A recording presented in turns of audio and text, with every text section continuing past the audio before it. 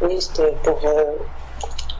c'est que moi, je voulais savoir, dans cette fin des temps où on est en ce moment, qu'on a beaucoup prié et tout, bon, moi, j'avais à cœur d'ouvrir, mais ça fait longtemps, un commerce.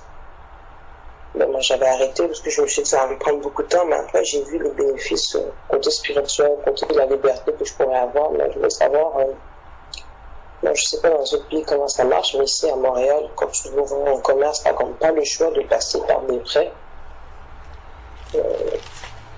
Même si tu veux payer ça cash, comme on dit, en tout cas, tu n'as pas le choix de passer par la banque et avoir un minimum de prêts pour pouvoir lancer ton commerce.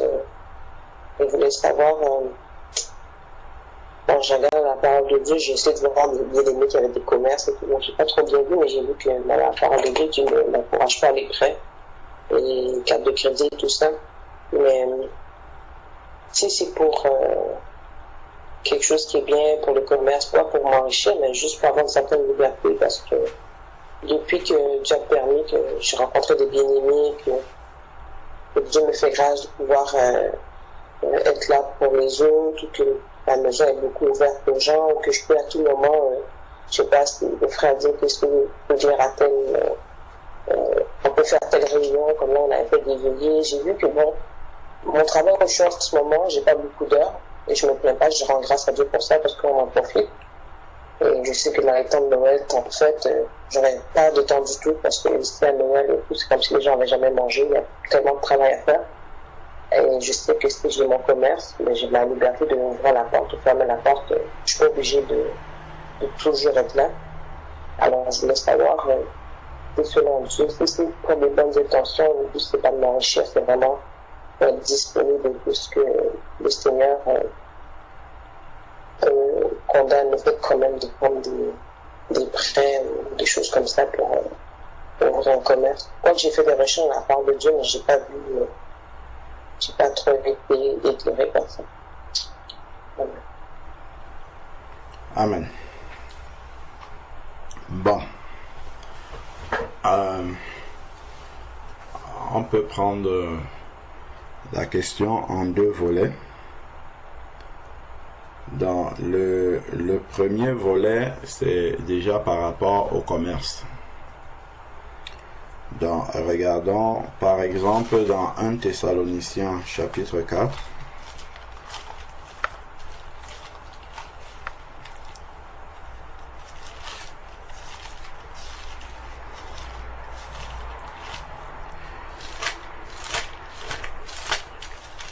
« 1 Thessaloniciens chapitre 4 » justement parle de l'enlèvement. Ça tombe très bien. Ça parle de l'enlèvement à partir du verset 13. Il indique de manière très précise comment l'enlèvement va se dérouler. Mais si on commence à partir du verset 1. Au reste, nous vous le demandons et nous vous y exhortons dans le Seigneur. Désolé, juste, j'ai pas entendu, excusez. Quel passage? Je suis dans 1 Thessaloniciens chapitre 4, je lis le verset 1. D'accord. Donc, au reste, frères, nous vous demandons et nous vous y exhortons dans le Seigneur Jésus. Vous avez appris comment vous devez marcher et plaire à Dieu. D'ailleurs, vous le faites. Eh bien, progressez encore. Vous savez en effet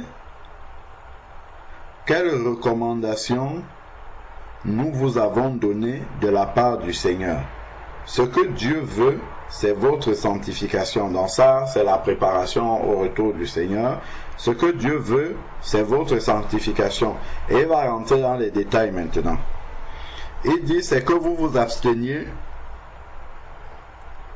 de l'inconduite, c'est que chacun sache tenir son corps dans la sainteté, dans l'honnêteté, sans se livrer à une convoitise passionnée comme le font les païens qui ne connaissent pas Dieu. Voilà le verset qui nous intéresse. Que personne en affaire n'use envers son frère de fraude ou de cupidité, le Seigneur fait justice de tout cela. Le Seigneur fait justice de tout cela. Nous vous l'avons déjà attesté. Donc, on comprend que là, en fait, ici, là, il parle d'affaires avec son frère. Donc, ça veut dire que même dans le corps de Christ, il peut avoir des affaires, mais il faut être juste. Il faut être droit. Il faut être, comment dire, il faut être honnête dans les affaires. Donc, il parle de l'honnêteté dans les affaires entre frères. Donc, c'est pas quelque chose qui est condamné par la parole de Dieu. Donc, il y a encore dans Actes chapitre 16, on a un exemple.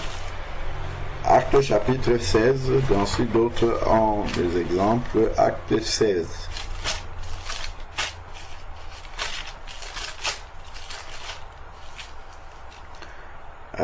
Actes chapitre 16, si nous prenons à partir du verset 13.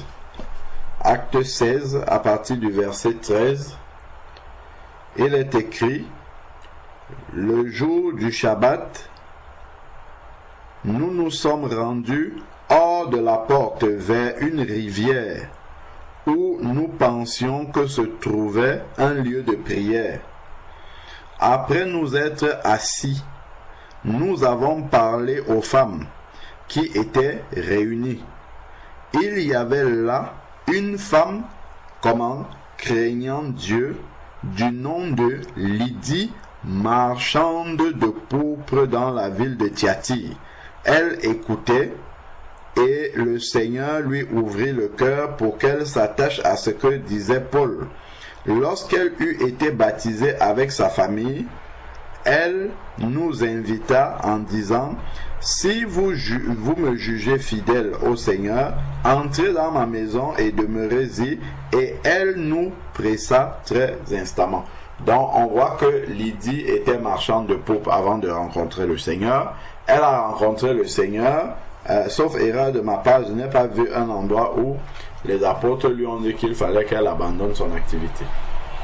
Donc, jusque-là, le commerce ne semble pas être quelque chose que Dieu interdit, mais tout simplement, il faut être honnête, il faut être juste dans ce qu'on fait. Donc, si ce sont des taxes qu'on a à payer, il faut payer les taxes. Comme il dit, rendez à César ce qui est à César, et à Dieu ce qui est à Dieu. Donc s'il y a des impôts à payer, s'il y a des factures à payer, et être honnête, on sait, hein, dans les livres des proverbes, il est parlé de la balance juste. Donc voilà, si on prend même Proverbe 31, puisqu'on parle de proverbes là. Donc Proverbe 31, on a un exemple également.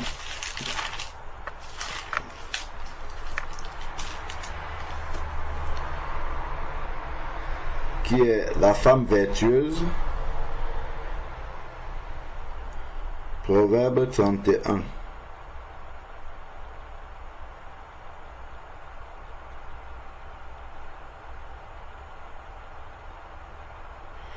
Donc, à partir du verset 10, qui trouvera une femme de valeur? Son prix dépasse beaucoup celui des perles. Le cœur de son mari a confiance en elle, et le bénéfice ne manquera pas. Elle lui fait du bien et non du mal tous les jours de sa vie. Elle se procure de la laine et du lin. Elle travaille d'une main joyeuse. Elle est comme un navire marchand. Elle amène son pain de loin. Elle se lève lorsqu'il fait encore nuit. Elle donne la nourriture à sa maison et des instructions à ses servantes. Elle réfléchit à un champ et elle l'acquiert. Donc elle va acheter un champ. Du fruit de son travail, elle plante une vigne et met à ses reins la force comme ceinture. Et elle affermit ses bras et... Elle sent que ce qu'elle gagne est bon. sa lampe ne s'éteint pas pendant la nuit. Elle met la main à la quenouille et ses doigts tiennent le fuseau. Elle ouvre ses mains pour le malheureux. Elle tend la main aux pauvres. Elle ne craint pas la neige pour sa maison, car toute sa maison est vêtue de cramoisie. Elle se fait des couvertures et elle a des vêtements de fin lin et de pourpre. Son mari est considéré aux portes lorsqu'il siège avec les anciens du pays. Elle fait des chemises et les vend. Elle livre des ceintures aux marchands. Ça, c'est du commerce que la femme vertueuse fait. Et elle est présentée comme étant une femme modèle. Donc, elle fait des couvertures et les vend. Elle est revêtue de force et de dignité. Elle se rit de l'avenir et ainsi de suite. Donc, ça, c'est juste quelques exemples pour nous montrer que le commerce en soi n'est pas quelque chose que Dieu condamne, mais cela doit être fait avec honnêteté. Bon, maintenant en ce qui concerne le prêt, ça c'est maintenant un autre sujet. Donc il y a plusieurs versets dans la parole de Dieu. Je vais les prendre en désordre. Si nous prenons par exemple Proverbe chapitre 22 verset 7. Proverbe 22 verset 7. Là tu vas m'aider à lire l'INSEE, s'il te plaît. Donc si tu peux lire Proverbe 22 verset 7.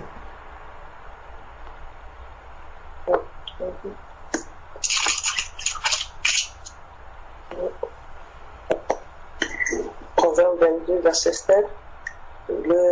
Le riche dominera sur les pauvres, et celui qui emprunte sera serviteur de l'homme qui prête.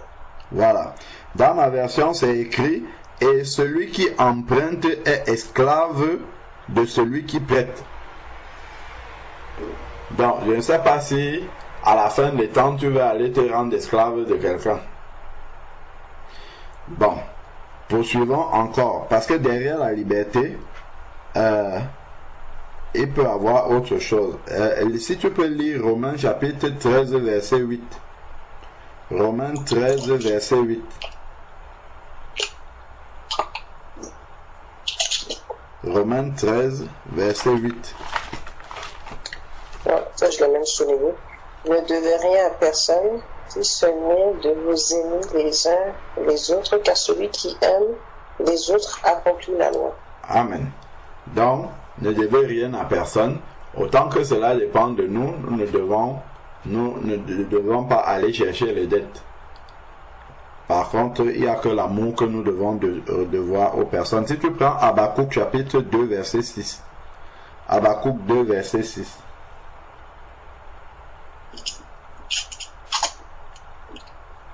Habakkuk 2 verset 6.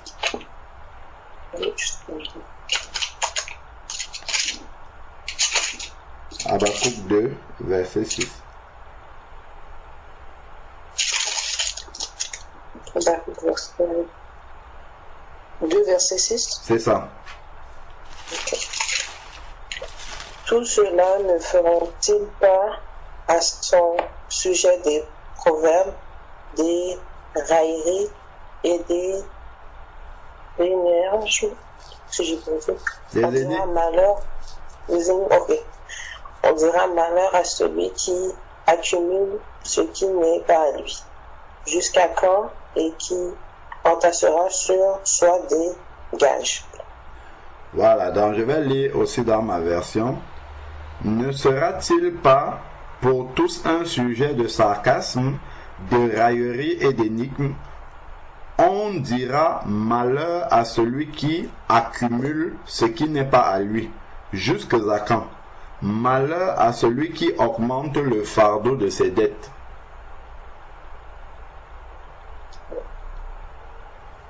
Donc, si tu prends maintenant Ésaïe chapitre 5 verset 8.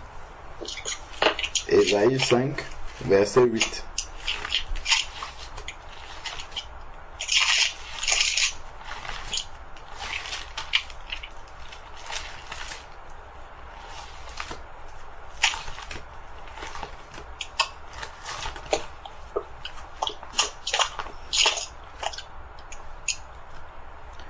Ésaïe chapitre 5, verset 8.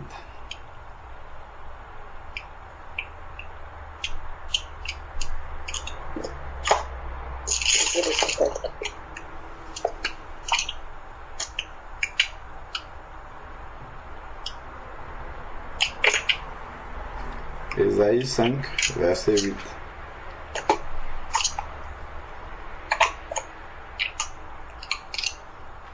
Tu sais savoir, Ésaïe, c'est avant ou après Roi? Ésaïe, c'est à côté des psaumes, là. Après les psaumes, il y a quelques petits livres, proverbes, tout ça, Ecclésiaste, et après tu tombes sur Ésaïe. Oui, j'ai vu. Ésaïe quoi? Et Ésaïe 5, verset 8. D'accord. Malheur à ceux qui joignent maison à maison, qui ajoutent un champ à l'autre, jusqu'à ce qu'il n'y ait plus d'espace, et qui vous habitez seul au milieu d'un pays. Voilà. Donc, malheur à ceux qui ajoutent maison sur maison et qui joignent champ à champ jusqu'à ce qu'il n'y ait plus d'espace et qui habitent au milieu des pays.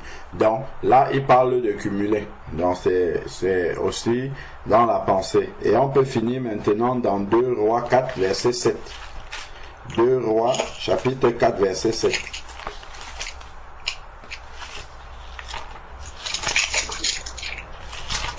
2 Rois 4, verset 7.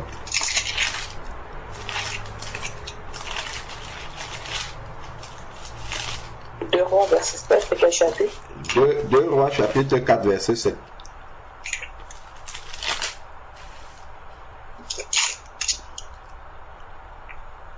Alors elle vint le rapporter. Chapitre 4, verset 7. Ok. Alors elle vint le rapporter à l'homme de Dieu, qui lui dit, va, vends l'huile et paie ta dette, et toi et tes fils, vous vivrez au reste. Voilà. Donc, ici, là, c'était une dame qui avait des dettes, qui a reçu le prophète Élisée chez elle, et le prophète a multiplié de l'huile pour lui permettre d'aller vendre cette huile-là et rembourser sa dette. Ce qui était plus urgent, c'était de rembourser la dette. Quitte à prendre sur sa subsistance. Mais il fallait que la dette puisse être remboursée. Donc ça nous montre un peu, on a vu la pensée de Dieu par rapport à la dette.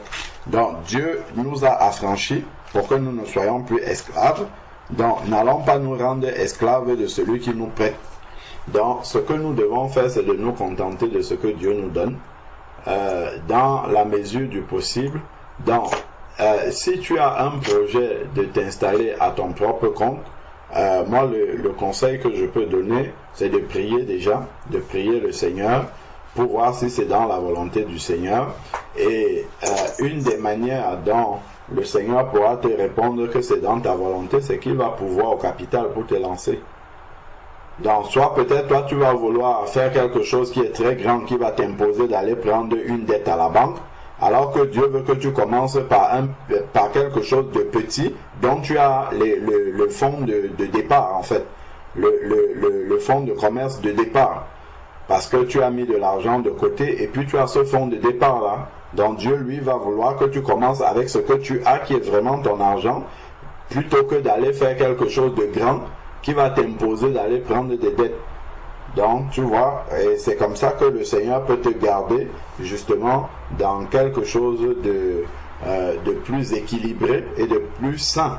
Parce que tu vois, être son propre patron, entrepreneur comme ça a l'air de donner bien de la liberté comme ça. Mais si on n'est pas très sage, en fait, ça peut être plus prenant. Parce que lorsque tu es ton propre patron, en fait, tu as plus de responsabilités que lorsque tu es employé. C'est-à-dire que la pression financière, elle est directe, elle repose directement sur toi. Par exemple, si tu as des échéances, des impôts, des taxes à payer et tout, et que c'est en train d'arriver, il faut absolument que tu aies de l'argent. Donc, forcément, tu vas devoir travailler suffisamment, faire suffisamment d'heures de travail pour avoir cet argent des taxes-là. Et ça peut t'amener à travailler plus que tu ne l'avais pensé avant. C'est-à-dire que là où tu pensais avoir plus de liberté, tu vas te retrouver peut-être à faire plus de travail pour pouvoir entrer dans tes frais. Donc, après, dans le commerce maintenant, bon, moi, je n'en ai jamais fait. Hein. Souvent, quand tu lances un commerce, ce n'est pas immédiatement que tu peux retirer un salaire pour toi. Donc, tu vas d'abord investir pendant un certain temps. Ça va commencer progressivement à produire et c'est au bout d'un certain temps que tu vas pouvoir retirer un salaire. Mais avant de pouvoir retirer un salaire, c'est-à-dire que tu as payé tes charges, tu as dans les bénéfices qui restent, tu as payé tes charges, tu as racheté de la marchandise et puis tu peux te retirer un salaire dedans. Mais pour arriver jusqu'à ce niveau-là, il faut avoir beaucoup travaillé quand même, selon l'activité. Donc là, en fait, ça peut te demander plus de travail que si tu étais un salarié quelque part, que si tu étais un employé quelque part. Après, ça dépend du domaine. Donc, il faut vraiment bien poser la chose devant le Seigneur, bien réfléchir, enfin bien poser la chose devant le Seigneur et lui demander de te donner vraiment toute la sagesse de tous les contours. Que tu ne te retrouves pas comme prise au piège quelque part où tu as des dettes vis-à-vis de l'administration qu'il faudra payer et où tu te retrouves dans un tourbillon avec enchaînement de dettes, avec enchaînement d'échéances et tout, et que tu te retrouves dans un engrenage où tu n'arrives plus à t'en sortir. Donc il faut vraiment parce que effectivement tu peux dire bon je travaille quand j'en ai envie, quand je veux m'arrêter, je m'arrête pour la communion fraternelle, mais derrière quand tu as les échéances financières, les taxes à payer, tout ce qu'il faut payer, les fournisseurs à payer, ainsi de suite, ça t'impose une cadence de travail que tu ne vas pas forcément maîtriser. Parce que si tu veux fermer quand tu veux et rouvrir quand tu veux, bon, ça suppose que tu as peut-être une activité où tu n'as aucune taxe, tu n'as aucune marchandise à acheter, voilà, tu n'as pas des fournisseurs à régler, donc il n'y a aucune pression financière sur toi. Ce qui me semble un peu utopique pour le domaine du commerce. On a toujours quand même ces pressions-là, le fournisseur qui attend ses règlements,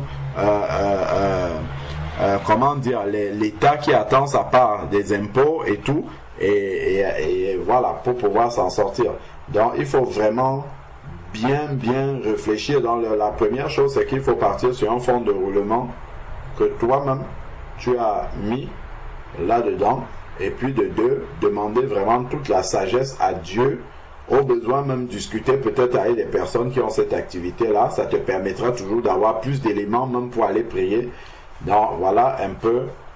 pour ma part, l'exhortation que je peux donner sur ce sujet-là. Il faut vraiment bien prier, bien évaluer et ne pas avoir juste une idée un peu extérieure comme ça en voyant juste le côté de la liberté que ça peut te donner, mais il faut vraiment évaluer tous les aspects et ne pas se retrouver coincé. Moi, l'expérience, en tout cas, les témoignages que je vois autour de moi, les gens qui sont à leur propre compte travaillent beaucoup plus que ceux qui sont salariés.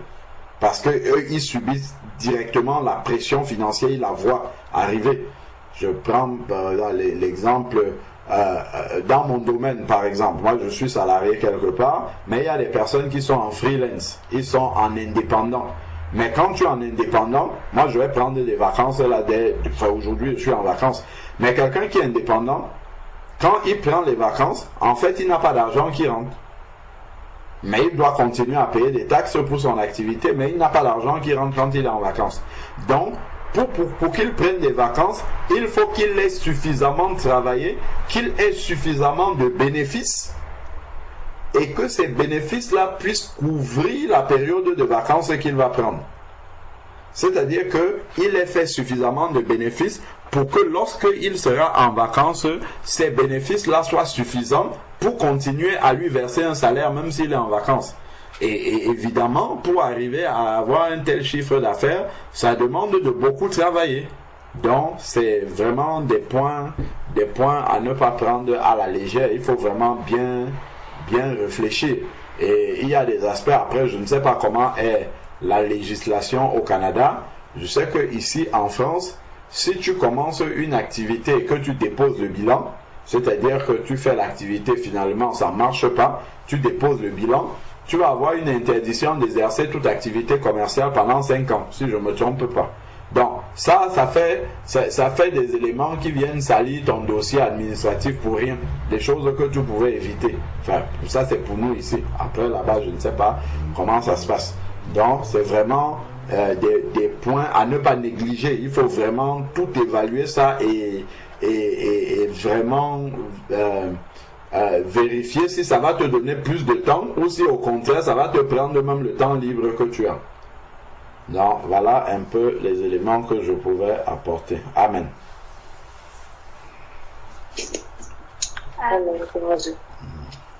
Amen. Je veux juste ajouter quelque chose aussi. C'est dans Actes chapitre 16, on voit l'apôtre Paul aussi qui était un fabricant de tentes. Actes chapitre 16.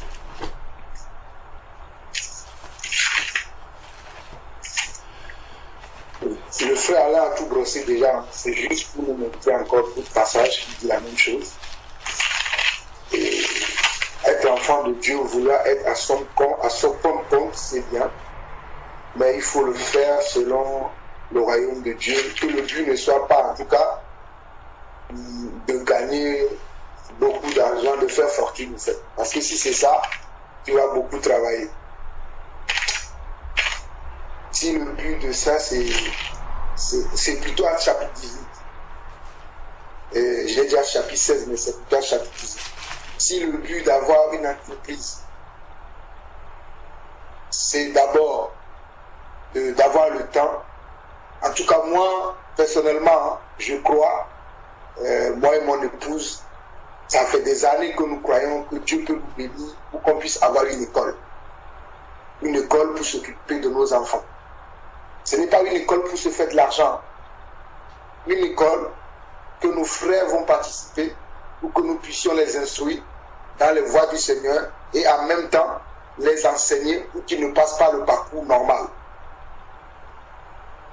Mais ça, ce n'est pas pour gagner de l'argent. Nous, ce qu'on va faire, c'est que les frères puissent payer les charges qu'il faut pour que nous puissions recevoir les enfants, les encadrer jusqu'à un certain niveau. Il y a certains niveaux que nous ne pourrons pas gérer. Je pense qu'on peut gérer, hein. Selon nos connaissances, on peut gérer jusqu'au bac, mais après le bac, on ne pourra pas gérer. Parce que c'est des études universitaires. Peut-être que Dieu nous... Bon, on peut gérer. Mais il y a des gens qui vont dire, oh, mais eux, ils ont quel diplôme? Ils vont nous enseigner quoi? Ils ont fait quoi? Comme les gens aujourd'hui, ils aiment les grands, qui ont des grands diplômes de ce monde, ils ne vont pas nous considérer. C'est pas qu'on ne peut pas faire.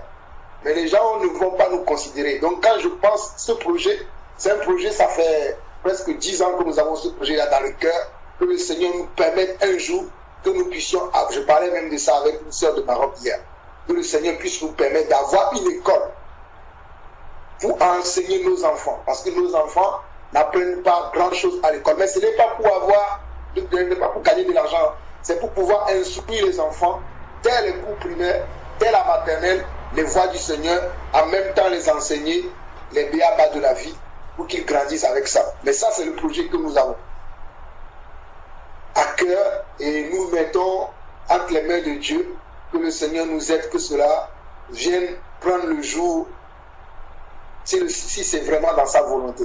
C'est pour cela que je vous dis que ça fait 10 ans que nous avons ce projet dans le cœur, mais on ne l'a pas encore matérialisé, mais nous croyons toujours que ça va arriver un jour.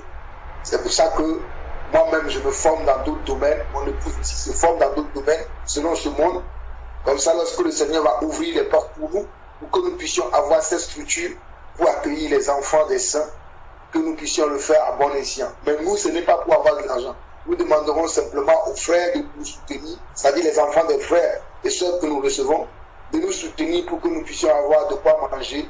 C'est bon. Nous, ce n'est pas pour l'argent. Voilà notre projet à nous. Je reviens maintenant dans Actes chapitre 18. On nous dit, après cela, Paul partit d'Athènes et se rendit à Corinthe. Il y trouva un juif nommé Aquilas, originaire du Pont, récemment arrivé d'Italie avec sa femme Priscille, parce que Claude avait ordonné à tous les juifs de sortir de Rome. Il se lia avec eux et comme ils avaient le même métier, il demeura chez eux et il travailla. Il fabriquait des tentes. Donc on voit que Paul, pour métier, était un fabricant de tentes. Et parfois même Paul laissait les enfants qu'il avait engendrés dans le Seigneur à la mission. Et lui, il allait gagner de l'argent pour venir contribuer aux besoins qu'il y avait dans l'église. Donc Paul, moi, pour l'exemple de Paul m'a beaucoup enseigné, que Paul, de temps en temps, il travaillait. Même dans Actes chapitre 20, il le dit, hein, lorsqu'il avait convoqué les anciens des fêtes, vers le verset 30, il dit ses mains, en montrant ses mains aux gens avec qui il parlait ce jour-là, que ses mains ont toujours pourvu à mes besoins. Parce que c'est avec ses mains qu'il faisait ses tentes. Nous avons vu même que les apôtres, ils étaient eux-mêmes des pêcheurs de poissons, parce qu'ils vendaient les poissons qu'ils pêchaient après. Mais lorsque le Seigneur les a appelés, il les a dit que vous ne serez plus des pêcheurs de poissons, mais des pêcheurs d'hommes. Mais cela ne veut pas dire qu'aujourd'hui, que nous, en tant qu'enfants de Dieu, nous ne pouvons pas faire des affaires. C'est pour ça que je dis que le frère a tout dit. Donc quand nous voulons faire des affaires, nous devons réfléchir. Comme la parole qui dit que si quelqu'un veut construire une maison, qu'il s'assoit d'abord pour calculer toutes les dépenses. Quand on dit toutes les dépenses, comme le frère a si bien le dire, nous en France, il y a beaucoup de choses qu'on paye. Moi, je suis dans la compta. Je sais ce qu'on paye quand on ouvre son entreprise. Hein. Il faut avoir déjà le CFE, il faut avoir la carte d'opérateur économique. Il y a plein de trucs que tu dois faire. Et tous les 3 mois, il faut payer le RSI, il faut payer telle chose, il faut déclarer la TVA. Il y a plein de trucs à faire. Et c'est lourd. C'est lourd à faire. Maintenant, ce n'est pas impossible.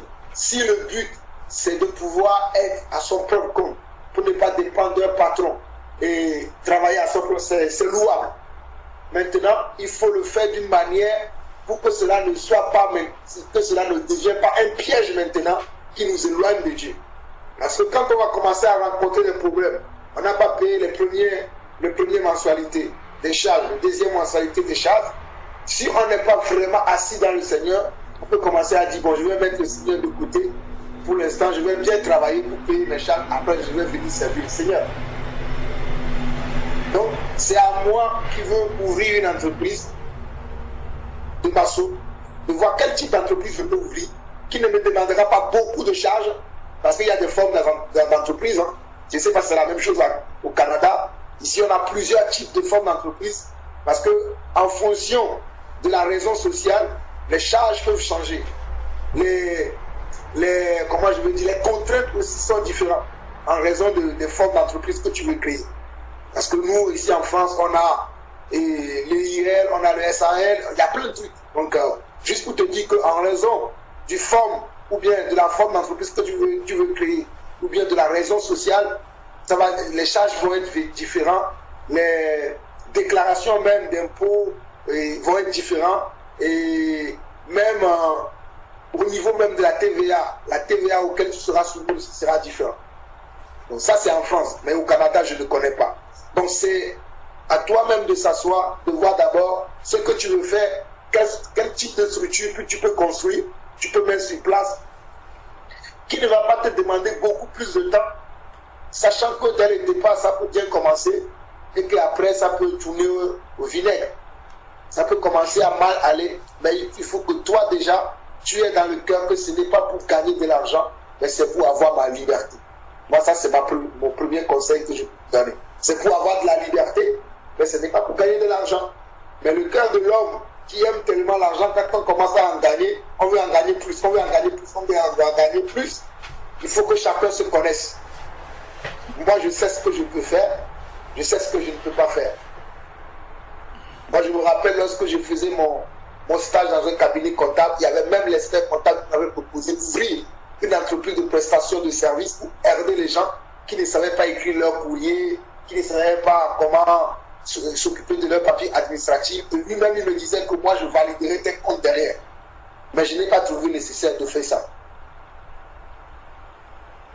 Donc, le dernier passage que je vais prendre pour conclure, c'est dans Deutéronome 23, parce que le frère a pris déjà plusieurs passages. Je vais prendre Deutéronome 23.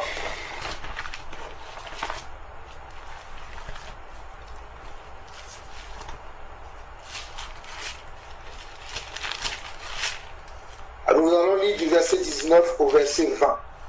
Et moi, je vais m'arrêter que là. Du verset 19 au verset 20, la Bible déclare que tu n'exigeras de ton frère aucun intérêt, ni pour argent, ni pour vivre, ni pour rien de ce qui se prête à intérêt. Avant d'arriver au verset 20, je vois que l'argent qu'on prêche dans le monde, quand on prête de l'argent, il y a de l'intérêt dessus. Mais dans le royaume de Dieu, le Seigneur ne veut pas que lorsque nous prêtons de l'argent à nos frères, que nous exigeons de l'intérêt dessus. Mais dans le monde, c'est ce qui se fait. Mais dans l'église, le Seigneur ne veut pas. Donc je crois que c'est pour ça que le frère disait tout à l'heure qu'il faut commencer par une affaire petite, une petite affaire, pour ne pas avoir besoin à demander des prêts au niveau des banques.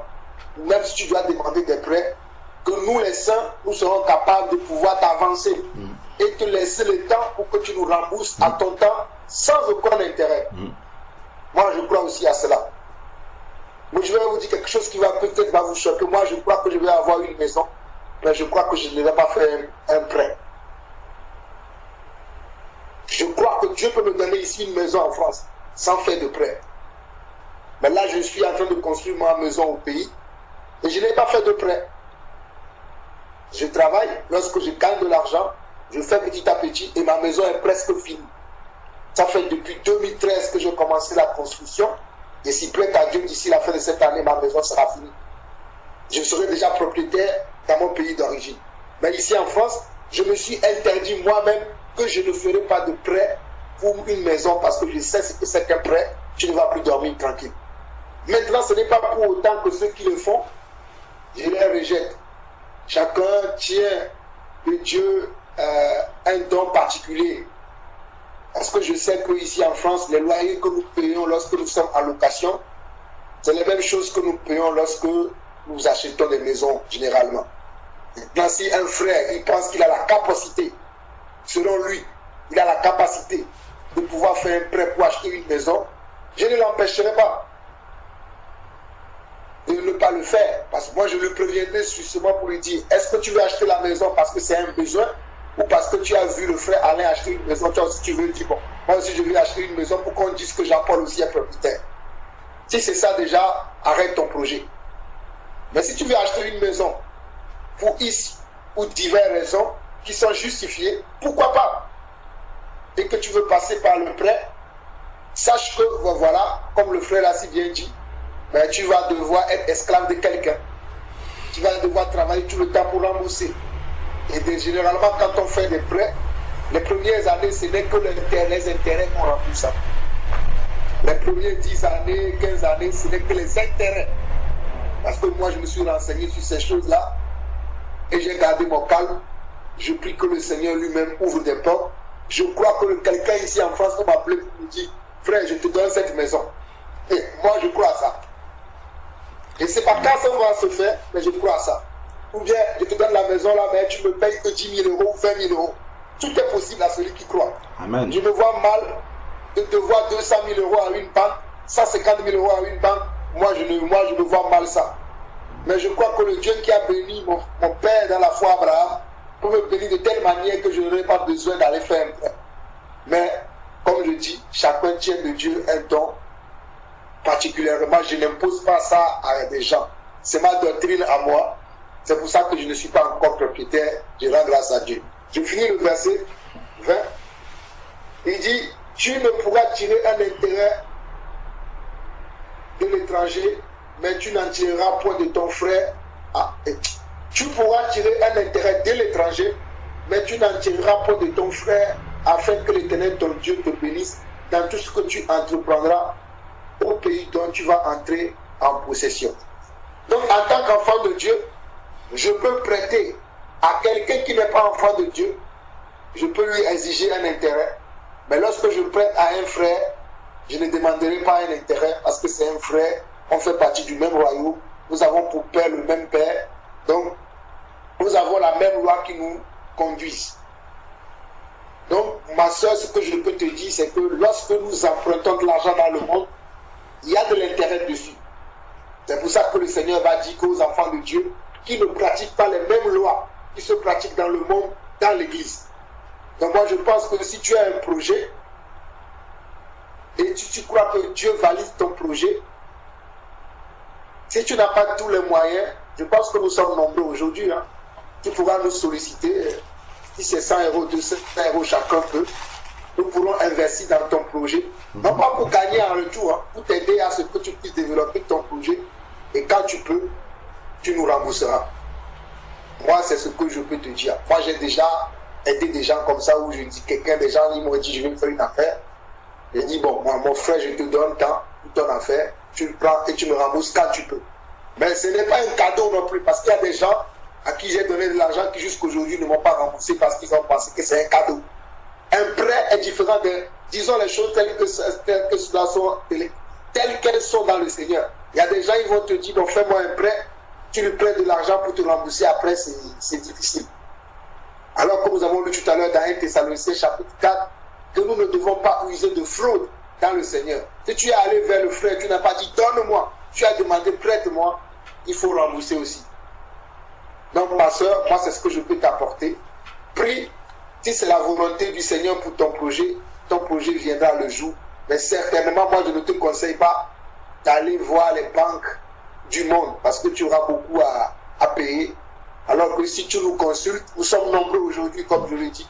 Si nous tous, bon, bien évidemment, ceux qui peuvent, hein, parce qu'il y en a parmi nous qui ne pourront pas, parce qu'ils n'ont pas de salaire, ils n'ont pas de revenus. Mais ceux qui ont des revenus, on pourrait se sacrifier pour t'aider afin que tu n'ailles pas emprunter de l'argent dans le monde. Mais il faut savoir que cet argent-là, tu nous le rembourseras lorsque tu auras une bonne santé financière, comme on dit dans le monde des entreprises. Tu nous remettras ce qu'on a pu mettre dans ton affaire. Voilà moi ce que je peux t'apporter. Que le Seigneur te bénisse, ma soeur. Amen, amen. Voilà vraiment qui est très sage. C'est comme ça que les enfants de Dieu doivent vivre normalement. Et je crois que les Juifs, ils ont bien compris ça. Et eux, ils travaillent déjà comme ça.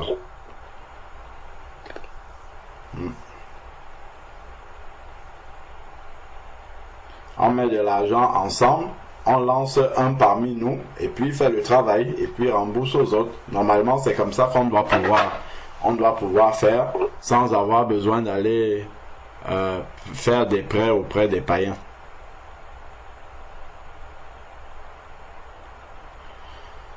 Amen.